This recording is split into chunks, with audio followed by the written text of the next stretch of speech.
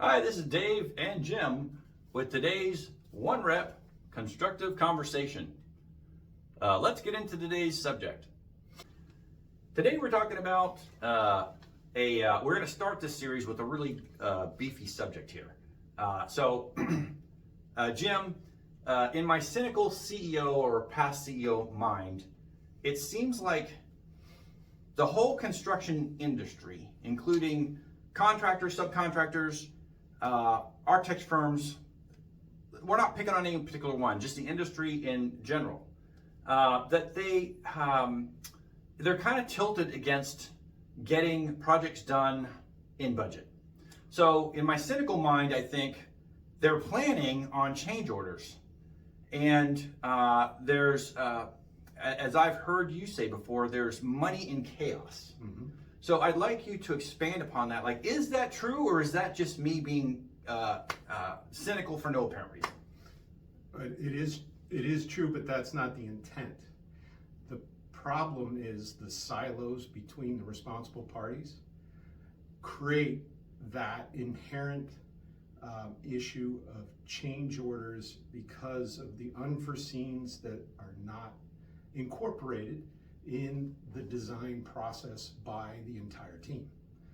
The architect is making assumptions based on their experience and their vision of the project. They turn that over to the contractor. The contractor has their own assumptions and interpretations of that information. And as a result, those barriers, which is what they are inherently supportive of the change order process. Okay, so it's not a YMCA problem, it's an industry problem that also affects the YMCA.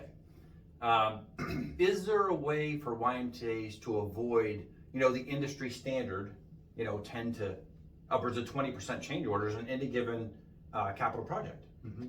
Yes, and it's by bringing the entire team together at the earliest stages of the project's concept.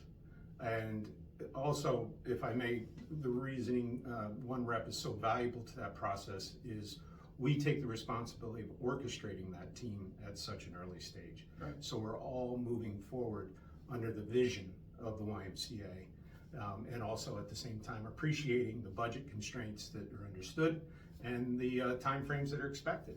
Right. Thank you. So, sure. I'm a CEO, and I listen to this and I say, oh, wait a minute, I can get everybody together. Like, I do that with board members, I do that with community members. What's the difference between a CEO doing that and somebody with decades of experience in the industry doing that? Just that. There are so many nuances in a project's development that unless you've done it for decades, as you say, it is difficult to recognize those moments that require attention and the detail that requires the experience to manage that situation to ensure that you don't lose sight of the purpose of the project, the budget, and the schedule in the midst of all that goes on. And not only that, but as a CEO, you're also expected at the same time to be managing the YMCA. So there's only so many hours in the day, and with that, you find yourself not necessarily doing guesswork, but certainly making assumptions on your limited experience that can have dramatic impacts on any one of those three critical components of a project: vision, budget, and schedule. Right. So is it easier for someone like you, as an owner's rep for YMCA project, to fight a change order, or for the CEO to try to do that? Well, I don't know if fighting isn't the right term in One Rep's perception. It's about finding an amicable solution to the problem. Right. A change order is a problem. It's an oversight, an unforeseen. What is the impact of that unforeseen situation on the overall project? Right. How do we manage that so that everybody on the team wants to continue to work together to a solution? And so One Rep is about orchestrating those situations to the betterment of the entire team for the betterment of the project, so that at the end of the day, the YMCA maximizes its investment in the project. Right. If that makes sense. And I assume that when we're seeing these reports of all these projects that are over in the news, YMCA is included, that's mostly through change orders. I mean, I don't know what else would be. I don't know, it's a conversation. I don't know what else would make that go higher. Well, it sometimes it is a delayed implication from a potential funding source. For example, right. Funding may come in belated to the project start, and there are terms and conditions associated with that. For example, prevailing wage. Right.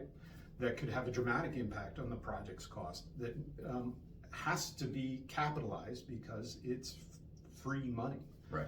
But it has a dramatic impact on the project, and how that gets incorporated post-contract can either impact the overall project schedule, certainly will impact cost, but how does that get mitigated, and how do you get as much out of that funding source's commitment to the project as possible. Right, so time is money. Mm-hmm. And I'd like your thoughts on this one last thing, and that'll be it for this one.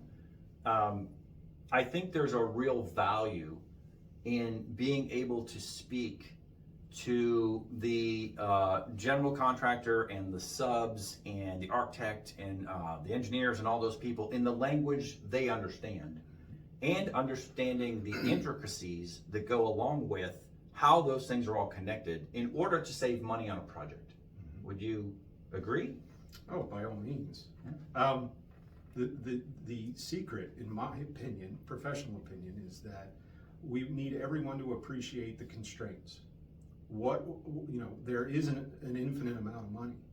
We have to capitalize on the funds that you've worked so hard as a YMCA to secure. Mm-hmm. And we also have membership in the waiting for this new facility. Right. So we need the entire team to embrace these critical components under the initial vision you had for your YMCA. Right? So if we get everyone to buy into those critical elements at the earliest stages, you as a YMCA will get a greater return on your investment, without question. Okay, so if you get everybody to buy in, that in a way, in my mind, how I would term that is it reduces the ripple effect.